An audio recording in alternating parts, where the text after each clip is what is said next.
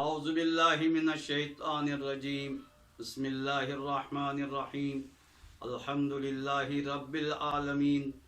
والصلاة والسلام علی سید الانبیاء والمرسلین ابی القاسم محمد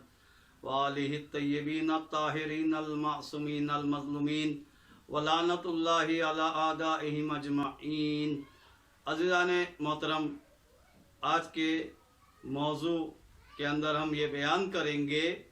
کہ کس طرح بیماریوں سے محفوظ رہا جائے،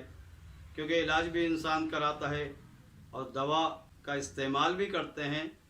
لیکن ہمیں روحانی علاج کے بارے میں بھی علم ہونا چاہیے۔ لہٰذا 3 عمل آپ کی خدمت میں پیش کروں گا۔ پہلا عمل یہ ہے عزیزان محترم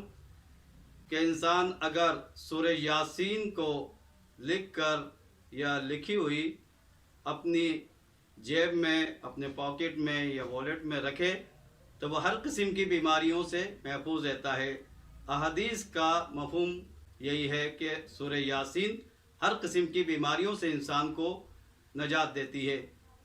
دوسرا عمل یہ ہے کہ اگر کوئی شخص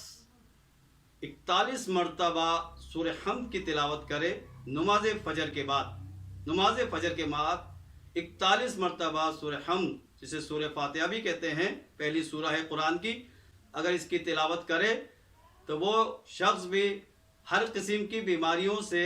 محفوظ رہے گا۔ یہ عمل ایک بار کر لے تو انشاءاللہ تعالی ہر قسم کی بیماریوں سے محفوظ رہے گا۔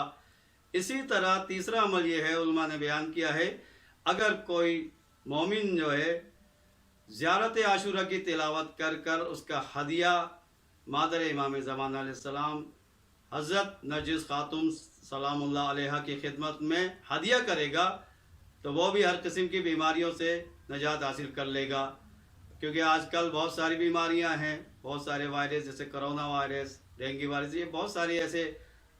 مہلک بیماریاں ہیں جس کی وجہ سے انسان پریشان ہوتا ہے۔ انشاءاللہ تعالیٰ اگر کوئی 3 عمل یا تینوں میں سے ایک عمل بھی انجام دے گا تو ہر قسم کی بیماریوں سے محفوظ رہے گا۔ اللہ تعالیٰ ہم سب کو ہر قسم کی بیماریوں سے، آفتوں سے، بلاؤں سے محفوظ رکھے۔